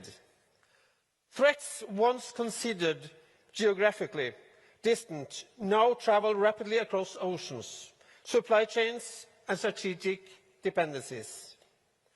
Geopolitical tensions, the conflict in Ukraine, the Middle East and others have direct implications for our common security, global trade, energy supplies and technological flows. Meanwhile, the Euro-Atlantic and the Indo-Pacific theatres have become inseparable. North Korean soldiers are fighting on European soil in support of the Russian war of aggression against Ukraine. Direct and indirect military support to the Russian war machine increases the threat posed by Russia to the Euro-Atlantic region. In my intervention today, I will focus on the maritime domain as a source of global security challenges, but also as a source of opportunity and connectivity. Norway may be located on the other side of the globe, but while vast areas of land separate us, the oceans tie us together. A container ship leaving Asia for Europe sails through the waters that link our economies. Energy and gas produced in the Norwegian Sea contribute to stability far beyond Europe's borders. And Norwegian seafood meets palates across much of this region. Technology developed in Singapore, Seoul or Tokyo is applied on vessels in the Arctic. What happens in the Hormuz Strait, the South China Sea or the Arctic affects us all. Across regions, we observe the same pattern: military modernization and expanded naval activity, pressure on freedom of navigation, illegal and unregulated activities at sea, and the increasing overlap between economic security and national security. Like many of the countries present here today, Norway is a maritime nation, and our history has been fundamentally shaped by the sea. As a canvas for the first Viking voyages, a basis for centuries of trade in fish, through shipbuilding industries to the discovery of vast oil and gas reserves deep down in the Norwegian Sea. Today, the oceans remain an essential part of Norwegian security and economy. The Norwegian merchant fleet is among the largest in the world. Our exclusive economic zone provides energy, fish and sea lines of communication that are crucial not only to Norway, but to partners across the globe. Our seabed hosts extensive submarine fiber optic cables, oil and gas pipelines and power cables to continental Europe. Norway bears a substantial responsibility as one of the most important oil and gas providers to Europe. And importantly, our vast Arctic waters anchor our role as NATO's eyes and ears in the high north. This enables us to monitor the world's largest nuclear arsenal, located 100 kilometers from the Norwegian border at the Kola Peninsula. We take this responsibility very seriously. Norway is therefore stepping up our efforts on security and defence. Let me highlight three key pillars of our approach with relevance to the maritime domain. Norway's defence spending is currently at 3.3% of GDP. Norway's defence spending has nearly doubled since 2021, with a plan to double the spending again towards 2035, through a long-term spending plan for the armed forces. As a maritime nation, we have placed special priority on renewing our navy. This includes new submarines and frigates, as well as new standardized blue water and coastal defence vessels for the Navy and the Coast Guard. We are investing in space capabilities that will enhance our real-time situational awareness in our maritime neighbourhood and beyond. We have also adapted innovative solutions, such as autonomous uncrewed maritime systems, to protect our critical infrastructure on the sea. Hence, Norway is committed in its efforts to meet a more challenging security situation, support the new transatlantic burden shift, and strengthen the overall European defence capabilities within the maritime domain and beyond. Secondly, Norway continues to strengthen our bilateral cooperation with partners in the Indo-Pacific region. As NATO remains the bedrock of Norwegian security, we are welcoming the deepening cooperation between NATO and its 4 Indo-Pacific partners. Together, we are not only increasing information sharing and political dialogue, but also deepening our practical cooperation. This cooperation has already yielded tangible results, including within cyber defence, countering disinformation, responsible use of AI, and support to Ukraine's legitimate defence against Russian aggression.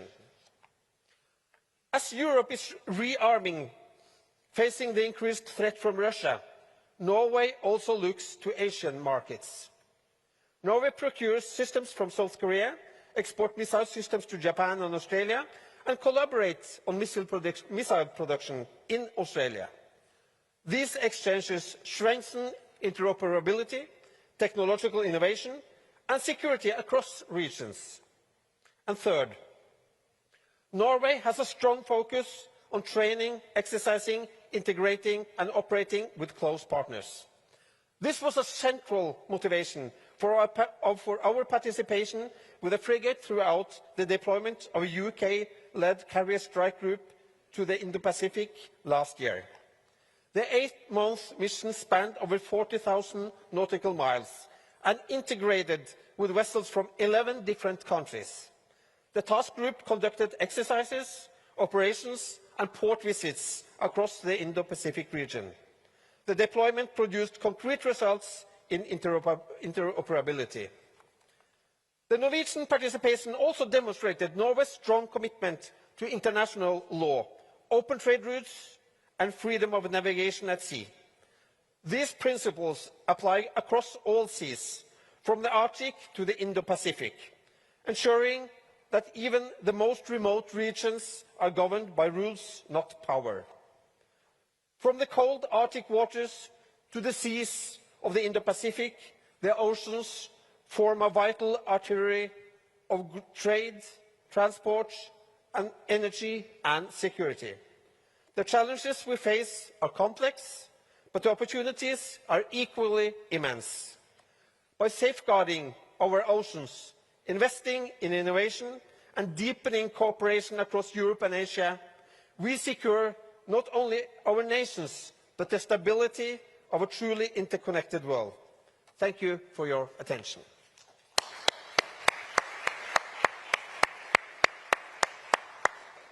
Minister, thank you very much for your remarks. We now have a good 40 minutes or so for debate. There's a long list of people who are now seeking the floor, so we will, like we have before, take a group of questions and then return to the panel for responses. And we'll start this round with Robert Ward from the United Kingdom. Robert.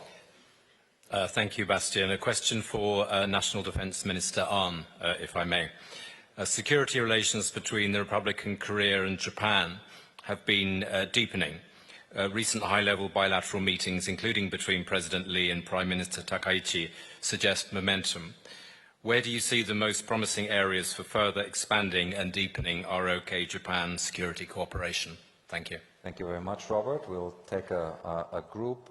Next question, please, from the Young Leaders Group and from Cambodia, Siriat Chen. My question is addressed to Minister An Gyu-baek.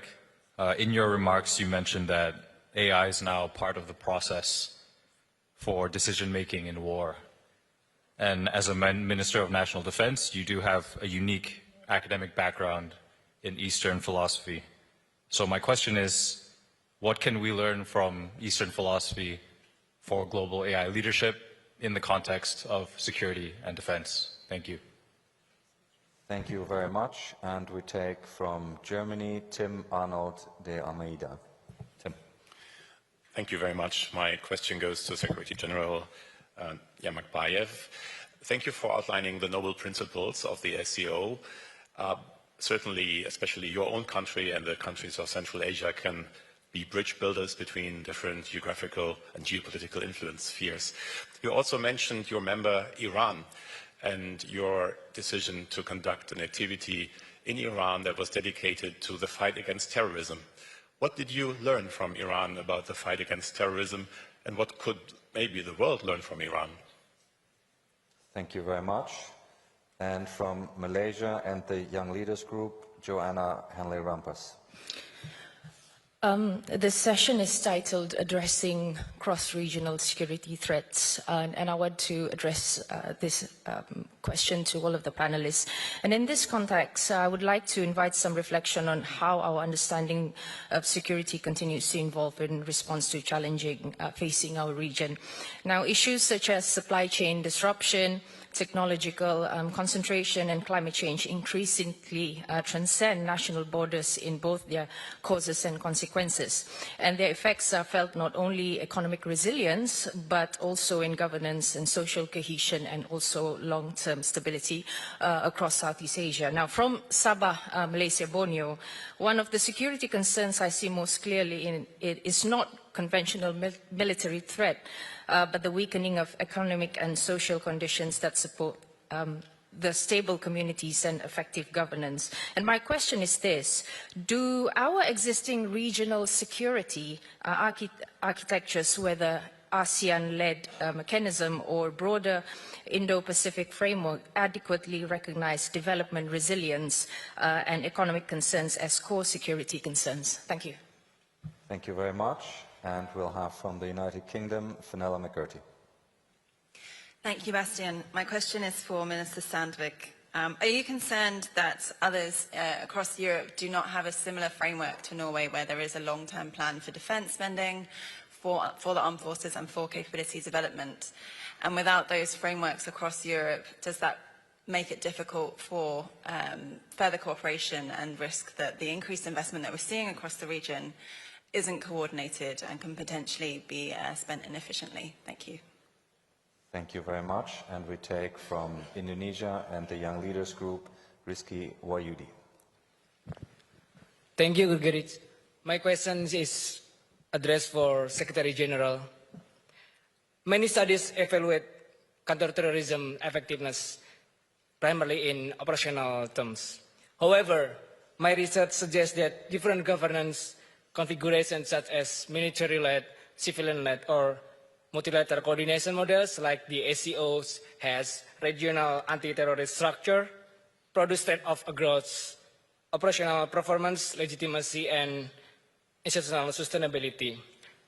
My question is, from your perspective, how does the SEO conceptualize counterterrorism success, and how does RATS balance these different dimensions in practice? Thank you. Thank you very much. I'll take two more in this round from the United States. Ankit Panda. Ankit. Thank you, Bastian. Minister An, I'd like to ask you a little bit about growing nuclear dynamics in the broader Indo-Pacific region. You, of course, spoke about the Korean Peninsula specifically. I was wondering if you could share with us a little bit about the progress within the U.S.-ROK alliance of the nuclear consultative group that was set up in 2023. What is that group currently looking at? And in more general terms, given that South Korea, Japan, Australia are three major treaty allies of the United States in this region, would South Korea support greater minilateral conversations among the United States and our Indo-Pacific allies on broader questions pertaining to nuclear risks? Thank you. Thank you very much. And finally, in this round, from China, Jian Zhao. Thank you. My question towards Minister An of South Korea. You mentioned in your speech about full-scale application of AI in the military domain.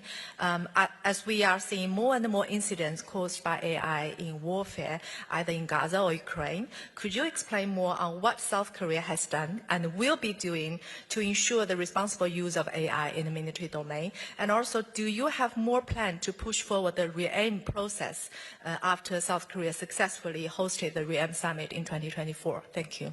Thank you very much. So we return to the panel. We go in reverse order. So, Minister Sandvik, I'll start with you.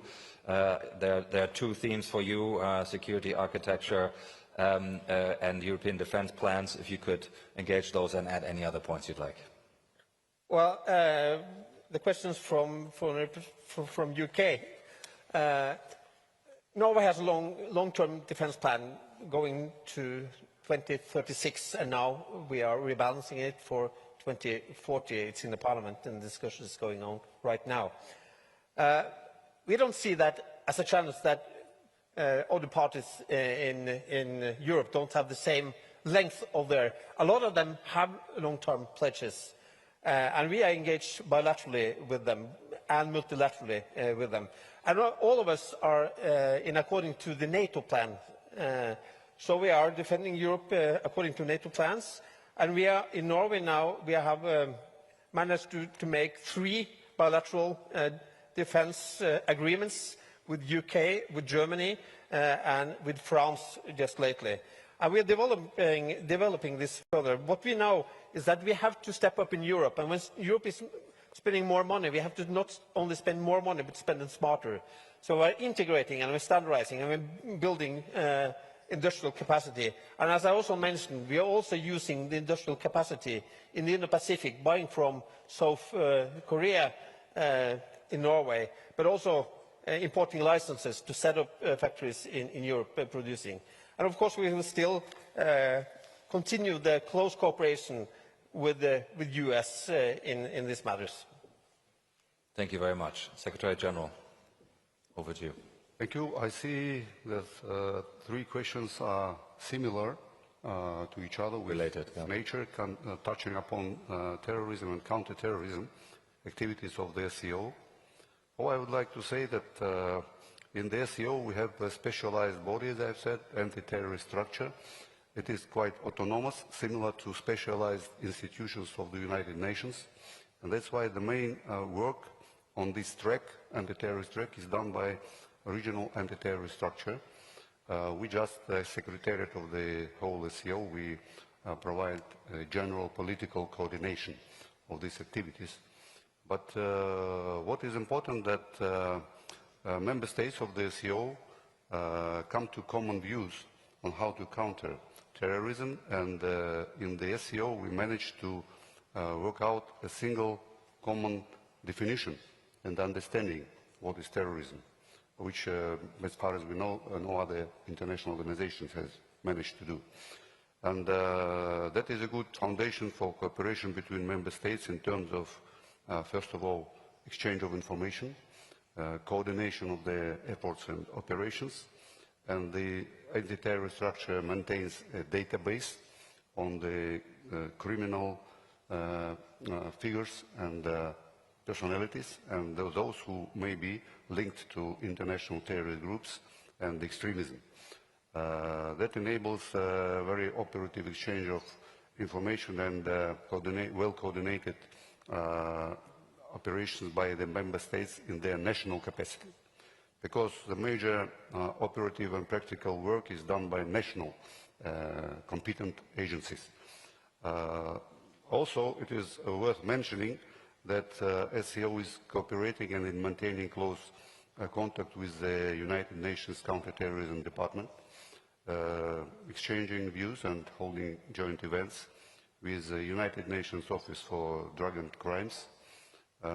Crime, and we regularly hold anti-terrorist exercises, anti-drug exercises and operations, joint operations. And also member states noted coming to security, regional security issue, ASEAN, Indo-Pacific. Member states, the heads of member states noted initiatives of some of our member countries to establish a new Eurasian architecture of Eurasian security, which means that the most issues of security in Eurasia should be solved by Eurasian countries. And member states are now working on that and considering this initiative. That means that we are open to cooperation with ASEAN, with ESCAP, with other regional institutions and organizations.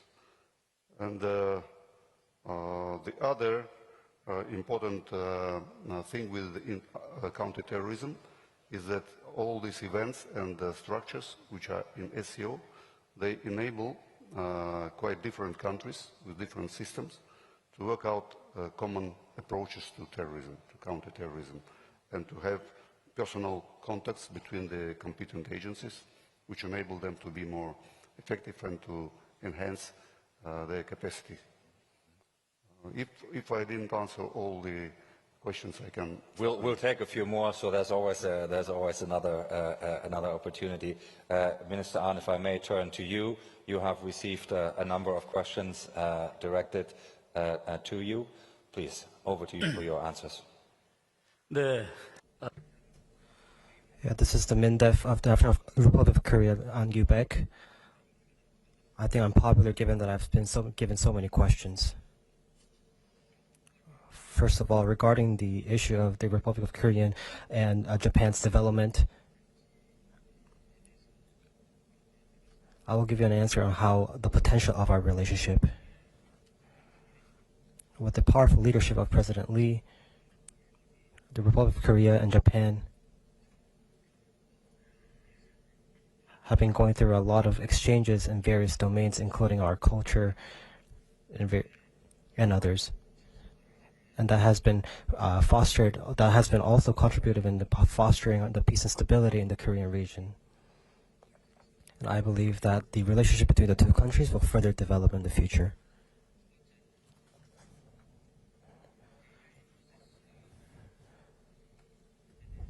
And regarding the second question on the AI,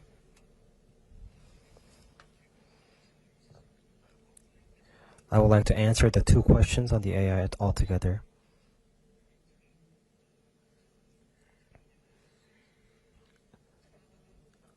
Regarding the question on philosophy, I believe that philosophy is all about broadening our scope of understanding and our vision and our thoughts. Regarding the utilization of AI,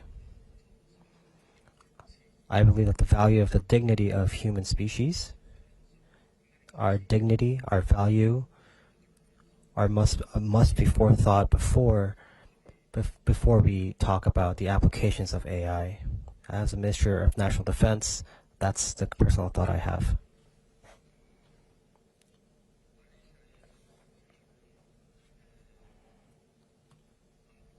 And the next question from Malaysia.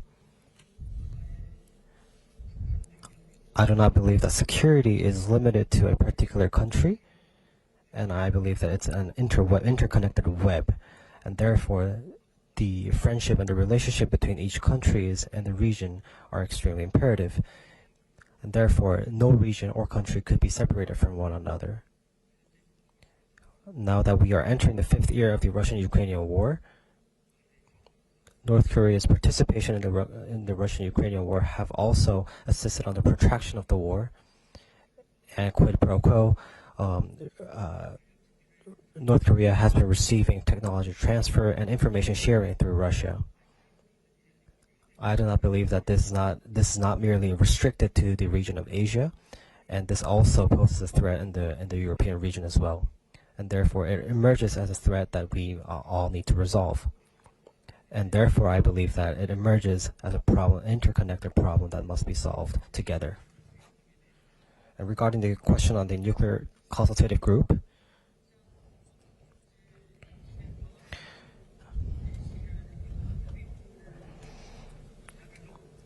the NCG is operating on various domains in order for us to foster the extended deterrence between the ROC and US alliance. And the cooperation between the two countries are consolidating and improving. And through the conventional and nuclear integration of CNI, we are further improving the system and updating it. And through working group consultations, we're also developing improvements. We will collect a second round, and we'll start with Daniel Salisbury from the United Kingdom. Daniel. Thank you, Bastian. I have a question for Minister Ahn. You mentioned North Korean troops deployed to the battlefields of Europe. I wondered, could you share some of the most important lessons that the Republic of Korea has learned from observing this deployment? Thank you. Thank you very much. And we'll have from Japan, Wakana Asano. Thank you, Bastian. My question is to all of the panels, and I have two. One is that I've been hearing that there are a couple threats that all of the panels share. For example, cyber, AI, supply chain disruption, and energy, space, technology. And my first question is that what are the challenges to seek for the cooperation, multilateral cooperation, cross-regional cooperation in these potential threats? And then what needs to be done? And then my second question is about Africa. I see a couple of delegations from African continent this year to this Shangri-La Dialogue. And then given that this session is titled as Cross-Regional Security Threats, and then also you mentioned a couple of the potential maybe commonalities such as supply chain and whatever. So I'd like to hear what's your prospect for the relationship or engagement in terms of the security or non-traditional security issues with African region. Thank you. Thank you. Thank you so much. And we take from the Young Leaders Group and from Malaysia, Falina Said. Thank you. Thank you so much for the enlightening session. The first question I have is actually for Minister Ahn. It's on AI as well, and it's on the value chain. AI value chain is actually based on interdependence. So what is Korea's strategy to address dependence in this space? The second question I actually do have is in regards to terrorism, because there are, this is actually to the minister from SEO, because some parts of the terrorism trend has actually turned to disparate and is shaped by in the information age, sometimes named the nihilistic form of terrorism. What are the challenges in collective action for this, and can I actually get your views on the way forward? Thank you so much. Thank you very much. From the Philippines, Dara Ioy. Thank you, Bastian. For Defense Minister Anne, sir, this is also a question related to AI. But how does the ROK intend to incorporate the use of AI in your multi-domain capabilities to pursue peace in the Korean Peninsula and the region as a whole? And this is for the SCO. How is the SCO leading in the efforts to make space a weapons-free zone? And what are the challenges that you have encountered so far in pursuit of your ongoing efforts to this goal? Thank you. Thank you very much. And from the Netherlands, Maya Nouwens. Thank you very much, Bastian. I promise that Dara and I didn't coordinate this, but my question is also about space. A lot of talk today has been about gray zone challenges in the maritime domain, but I also wonder whether the three speakers could speak to the challenges in the gray zone challenges, rather, in the outer space domain. Here, actors are inherently both civilian and state-led and military. Technology is inherently dual use, and this is a domain that all of us increasingly view as strategic and depend on. Thank you. Thank you very much. And from the Republic of Korea, Dong-Yoon Cho. Thank you, Bastian. My question goes to two ministers. As cyber, artificial intelligence, and quantum capabilities increasingly cut across regions, so from your perspective, what level of practical information and standards sharing between Asian and European partners do you see as a realistic near-term goal? Thank you. Thank you very much. And from the Young Leaders Group and from Vietnam, Kak Yang Nguyen. Thank you, Bastian. I have a question for Secretary General Jeremy Bayev. How does the mechanism of conflict resolution work in practice for the SCO? Do you think that the SCO did enough in solving the conflict between two of its member states, India and Pakistan? Thank you.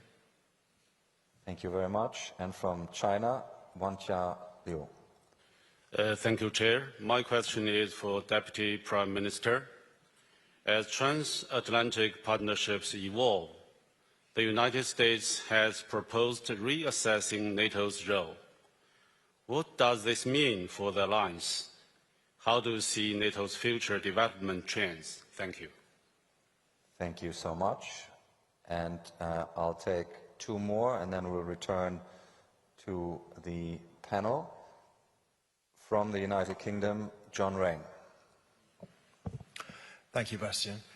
Given the challenges that all multilateral organisations now face in solving conflicts, could I ask members of the panel to comment whether they welcome the arrival of the Board of Peace, or whether they see that as multilateralism that we don't need? Thank you very much. And from India, Vipratrap Vikram Singh. Thank you, Bastian. My question is for the panel. Both South Korea and Norway have faced cyberspace incidents that have been claimed by hacktivist groups. Notably, Norway's critical infrastructure was disrupted by a hacktivist group. With these groups operating across borders, is there an opportunity for cross-regional collaboration to counter and combat them? And what role might international organizations like the SCO play in dealing with these threats? Thank you. Thank you very much. I'll take one more from the Young Leaders Group, and from Australia, Vanessa Wong. Hi, I have a question for the whole panel. If economic coercion and leverage is becoming a regularly used tool for strategic competition, should defence ministries focus and shape economic resilience as a core national security mission? How do you balance that against the growing defence budgets, and are our institutions structured and equipped for that challenge? Thank you very much. So let's take these and return to the panel. Minister Sandvik, if I can ask you again to kick us off, and then we'll work our way through the panel. You have a bunch of issues that were put in front of you. Over to you. Well, thank you. A bunch of issues, yes. First of all, let me start from the last speaker. Energy is security policy. Food is security policy. Economics is security policy. So every aspect of society is a part of security policy. And that's why we also are here, because the butterfly effect not only affects weather conditions. We know that a diminishing security situation in the Indo-Pacific or in the South Americas or in Africa also affects us. We can see now the closing of the Hormuz Strait is affecting all over the world, both in the food chains, in energy conditions, cost of living, which goes into our societies and destabilizing it, more polarization from it. So all this is a part of discussing security aspects. Therefore, also, we are engaged from the defense sector to stabilize the world order in a way that we can still prosper and have economic growth in the future. Thank you. Thank you very much. Secretary General, if I can turn to you next. There were a few points for you about how the SCO does conflict resolution, how the mechanisms in practice work. One question was specifically on India and Pakistan and SCO in that context. A second question was on whether the SCO is leading any efforts with regards to space and space as a weapons-free zone, and what challenges the SCO might feel it encounters there. And you were invited to also expand perhaps a little more on the counterterrorism element of your remarks. There were a few more, but maybe there's the Africa angle, and how far does that concern the SCO, and how do you engage? If you have thoughts on the Board of Peace, we're also happy to hear those. Well, as have been mentioned today and yesterday during bilateral meetings, and today during panel sessions, such challenges as terrorism, as drug trafficking and organized crime have become really transnational. That is the first point which we have agreed upon among member states. That's why multilateral coordination, multilateral cooperation is very important. And that is just what we are doing in the SCO. And one feature of the SCO is that we approach security in general and countering terrorism in particular in complex way. It means that we see it as indispensable from solving social economic issues. That's why today, if we look at the number of events and activities, those in the sphere of economy, in the sphere of investment, transportation, employment, alleviating poverty, they may be even more numerous in numbers than those in counterterrorism sphere. It means complex approach to security, to countering terrorism. We see the threats of so-called non-traditional challenges.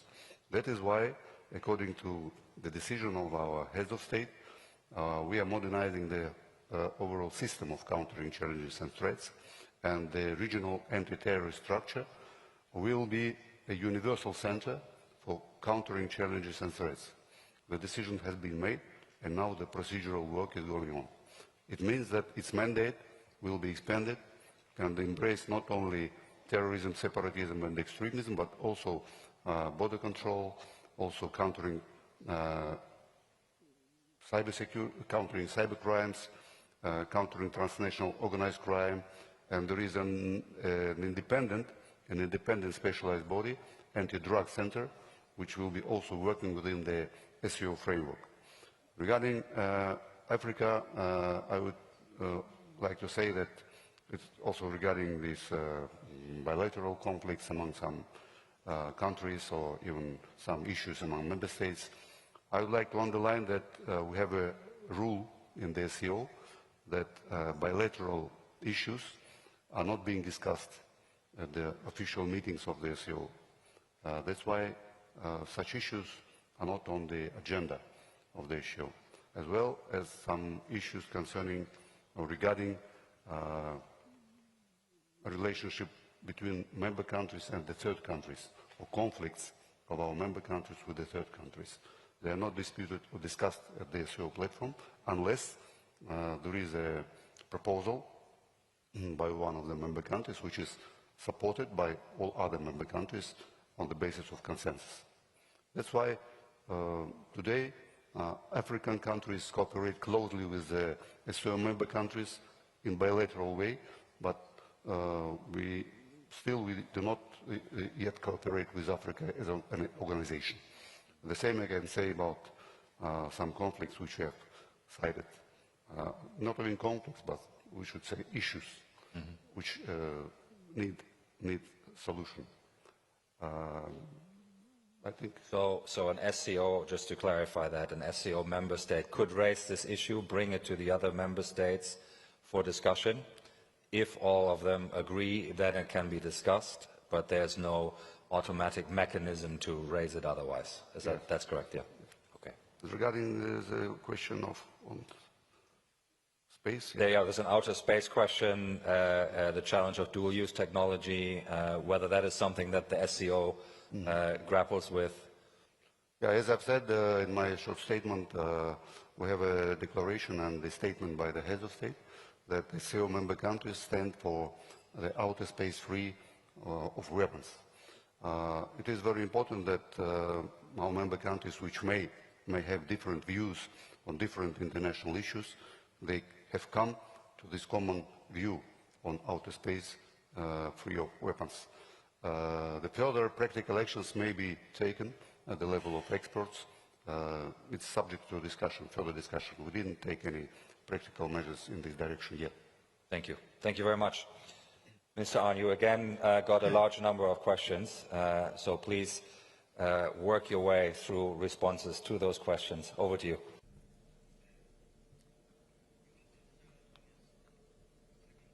Regarding the lessons that the North Koreans have gained from participating from the Russian and Ukrainian war, I believe that they're gaining know-hows from their real combat experience.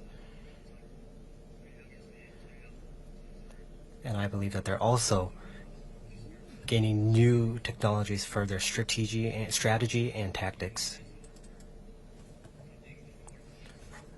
And from this real combat experience, I believe that they're modernizing their strategic and weapon systems and developing their weapon systems to a higher level.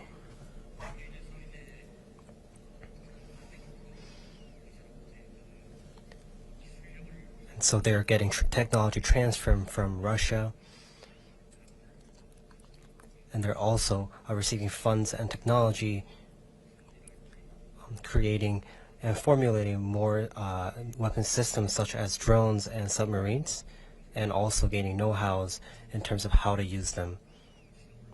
They're also experimenting them in real time, and I believe that they are creating a technology of their own to improve their military strategies.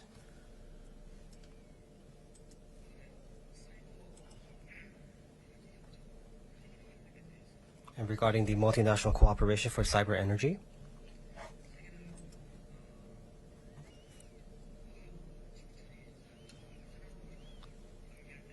I believe that the world today is more than interconnected than ever, and the world works as a one. In the Middle East, there's ongoing wars that are continuously developing, and now we are facing an environment in which no country is safe from war, and it's cross-regional. And therefore, the world today is intertwined like a cobweb, and no country is safe. And therefore, the regional cooperation and friendship is absolutely imperative.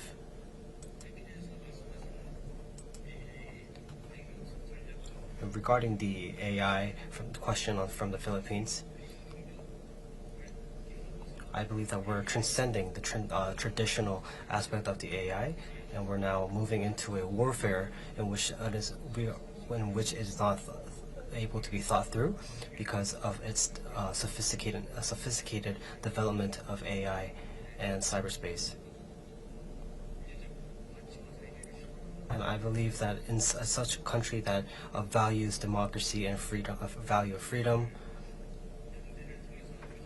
I believe that through mutual cooperation with our allies and partnership countries, we will be able to offset those ways to mitigate them. Regarding the question from India, you mentioned that cyberspace, there's been cross-regional collaboration. I agree with that. Again, I believe that this problem is not restricted to one country, and this must be overcome through mutual cooperation between countries who share the value of free democracy. And through these cooperations, we'll be gathering the power and strength that we need to overcome these weaknesses and problems. Thank you. Thank you very much, Minister. That takes us to the end of our session on cross-regional security threats. Thank you very much. I still had a number of people who were seeking the floor, and my apologies that we didn't get to everybody, but I do think we had a wide range of interventions and questions, so thank you very much. Let me invite you to thank our three excellent speakers for such engaging presentations, and after you've done that, I'll invite you to enjoy the coffee break before the special sessions start at 5 p.m. So let me invite you to thank our speakers, please.